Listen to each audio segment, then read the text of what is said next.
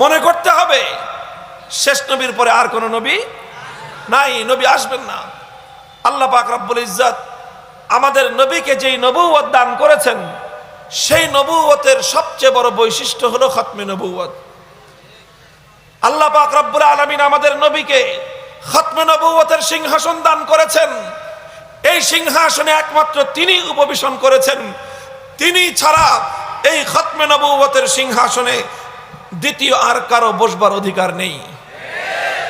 আল্লাহর নবীর পরে পুরা উম্মতের জিম্মাদারি, দায়িত্ব আর কর্তব্য হলো যারা আখেরি নবীর উম্মত, যারা নবীজিকে ভালোবাসে, যারা নবীজির হাত থেকে হাউজে কাউসারের পেয়ালা পান করার আশা রাখে, যারা নবীর শাফাআত নিয়ে জান্নাতে যাওয়ার জন্য আশায় বুক বেঁধে আছে, প্রত্যেক উম্মতের দায়িত্ব আর কর্তব্য হলো নবীর অবর্তমানে নবীর খতমে নবুয়তের সিংহাসনকে হেফাজত করা।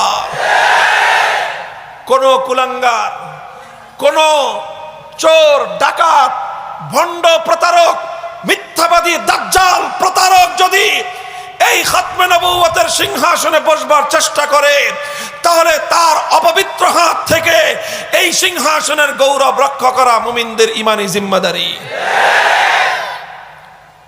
এজন্য কাদিয়ানি, প্রসঙ্গক্রমে বলছি আমি, কাদিয়ান, ভারতের কাদিয়ান নামক স্থানে জন্মগ্রহণকারী গোলাম আহমদ কাদিয়ানি নামে যেই ভণ্ড, প্রতারক, মিথ্যাবাদী, নরকের কীট তৈরি হয়েছিল, সে নিজেকে নানাবিধ দাবি নিজের জীবনে করেছিল।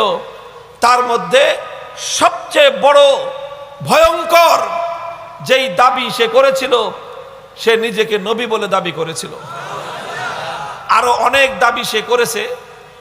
এজন্য পুরা উম্মতে মুসলিমা, সারা মুসলমানদের ঐক্যবদ্ধ যেই প্ল্যাটফর্ম রয়েছে ওআইসি, আমরা জানি ওআইসি অর্গানাইজেশন অফ ইসলামিক আপনার কান্ট্রিজ, ওআইসির ফিকহ বোর্ড আছে, ধর্মীয় বিষয়ে সিদ্ধান্ত দেওয়ার সারা পৃথিবীব্যাপী মুসলমানদের ঐক্যবদ্ধ প্ল্যাটফর্ম আছে। এই প্ল্যাটফর্মে 4 মাযহাবের ইসলামিক স্কলাররা আছেন। 4 মাযহাবের বাইরেও আহলে হাদিস, সালাফি, এই সকল থটের যারা স্কলার আছেন তারাও সেখানে অন্তর্ভুক্ত আছেন। এরপর তাদের সম্মিলিত সিদ্ধান্ত হলো, যারা কাদিয়ানের মতবাদে বিশ্বাস করে, যারা গোলাম আহমদকে অনুসরণ করে, তারা অমুসলিম এবং কাফের।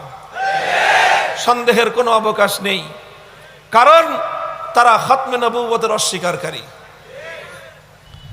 এখন